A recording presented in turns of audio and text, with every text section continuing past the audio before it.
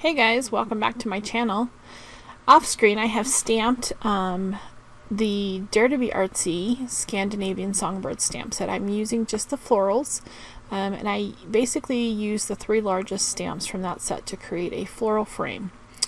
And then now I am filling in some of the little gaps with the smallest flower. It's a solid flower from the set, and I'm stamping those in the Dare to be Artsy inks, and I'm using the Paradise, Orchid, and Pumpkin inks from Dare to be Artsy.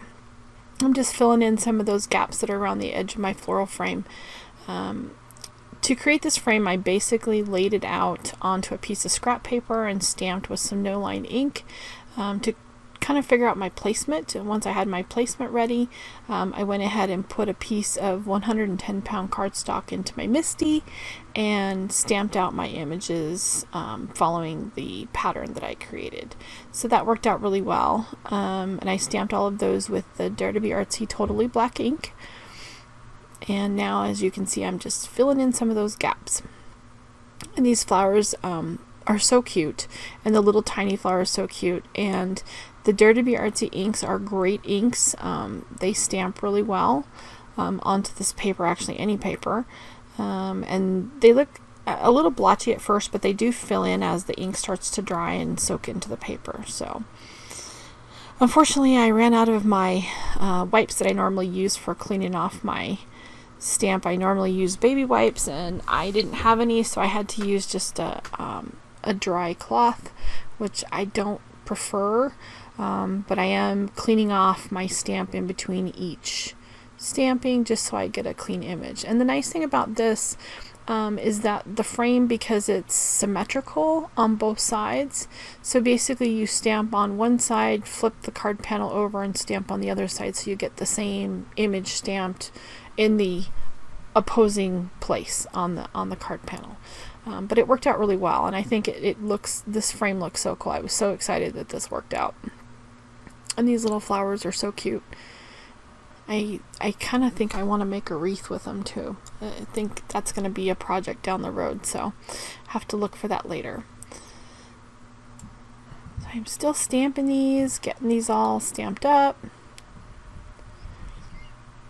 And there, it's all finished. It looks really cool. So now I've just grabbed some Copic markers and I'm going around and coloring the different images on the stamp set. I started out coloring the leaves.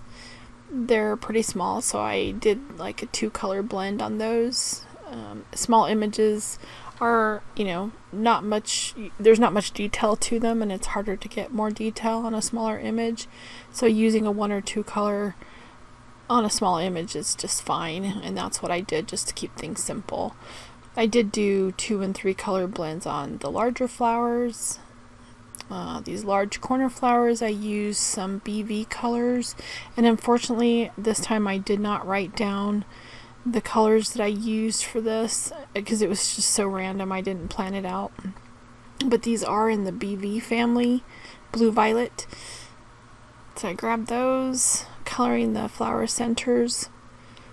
And I color all the same image, corner to corner, and then doing my blending out a little bit of the colors, then take a look at it and decide what my next flower is going to color. When I got to this flower, I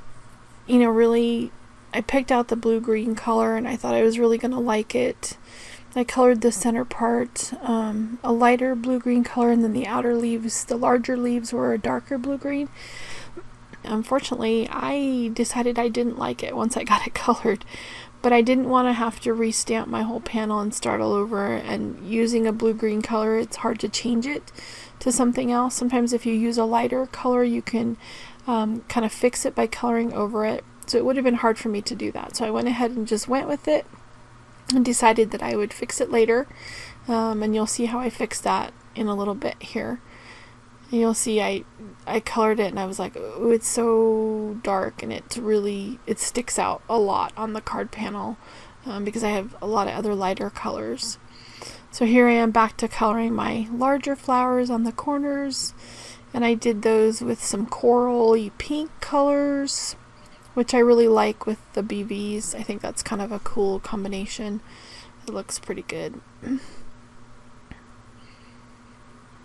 just blending those out and adding more colors, making them a little bit more vibrant. And I tend to go over my images a couple of times as the ink settles into the paper. Copic images tend to dry back a little bit, so I will typically go over things a couple of times, depending on if that's the look I'm going for. I'm stopping and assessing again.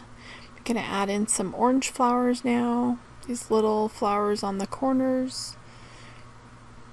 And again, I went with a darker center on those and decided I didn't like it, so I only did 2 flowers like that, and then the next flower I do a little bit different color orange, so it's a little bit more vibrant. And I didn't like the center that I colored it either, so I'm gonna have to go back and fix that as well. It's all changing on the fly all the time, but it worked out in the end. I did the little yellow, I call them daisies. I know they're not daisies, they're so small. I guess they could be really small daisies. Went back and added a little bit of yellow into those teal flowers, thinking that maybe that would pull back the color a little bit. Coloring some of the other images now. The more little blue-violet flowers. It kind of goes in conjunction with my other flower center that I did. I really like that color. I think it looks good. Should have done, in hindsight, I should have done that on those teal colored flowers. Should have done more blue violet, but it works out in the end. And adding in some yellow. Yellow is a color that I don't use a lot of in my coloring. I tend to stick to cool colors mostly, so purples and blues, teals, and I don't do a lot of yellows, don't do a lot of orange. I don't know why I shy away from the warm colors when I'm coloring, but it always works out well when I add it into my coloring. I'm going to put on some music now and finish up this coloring, and I'll be back when it's finished.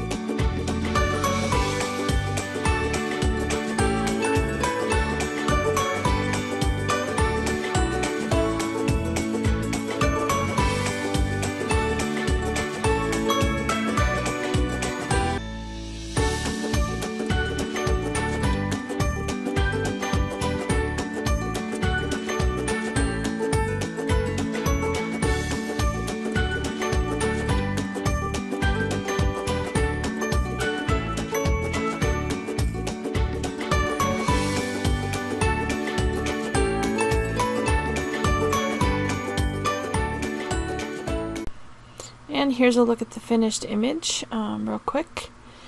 And now I'm going to stamp and color the one of the little songbirds from the Scandinavian Songbird set. And I like this bird because it has the poofy little tail feathers, and so that's why I decided to color this one. So I will go ahead and put on a little bit more music while I color this, and when we're done, we'll finish up this card.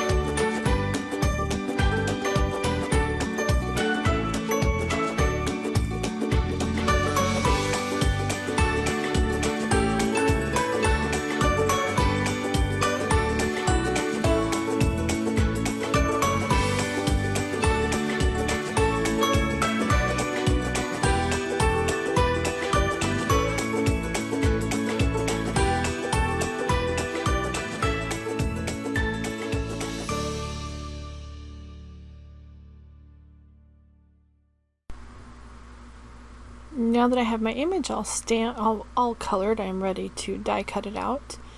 And I'm going to die cut it using the coordinating Scandinavian Songbird dies from Dare to Be Artsy.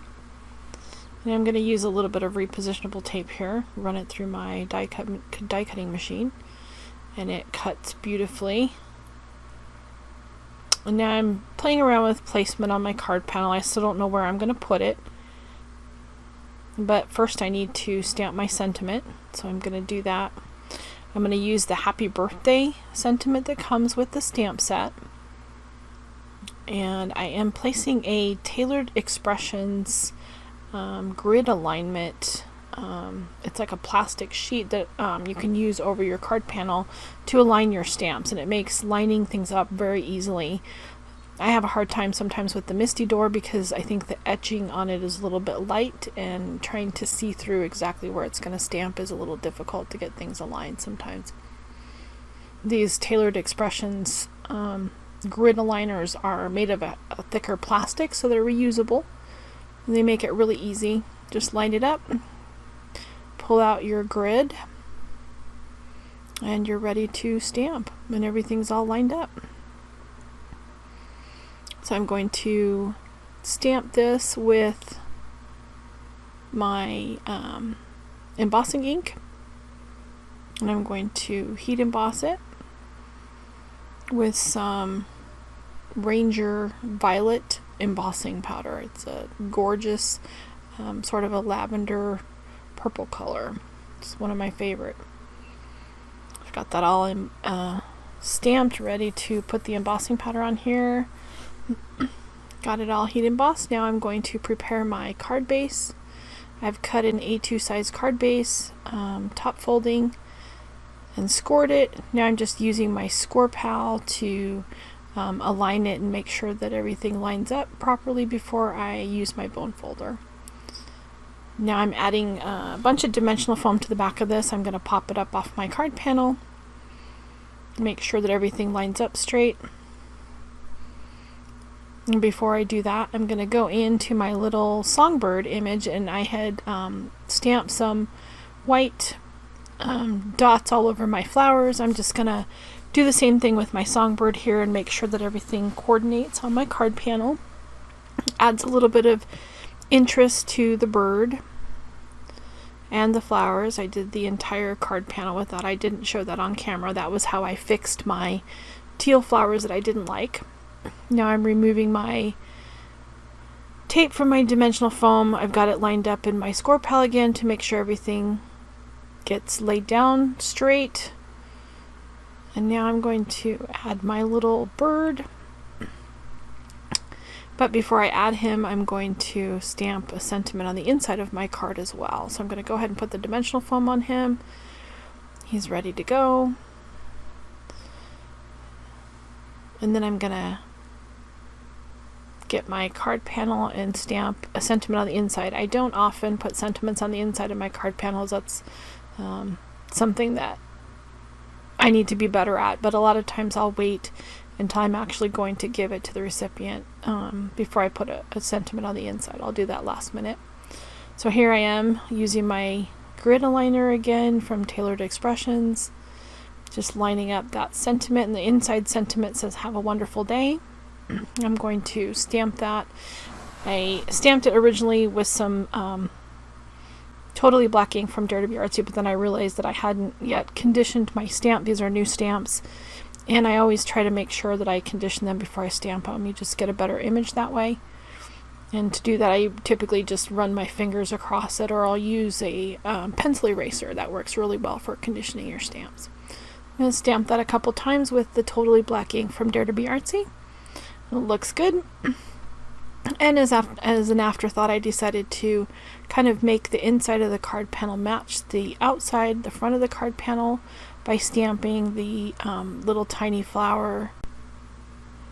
I'm stamping with the Paradise, Wild Orchid, and Pumpkin ink once again, that tiny flower that comes in the stamp set.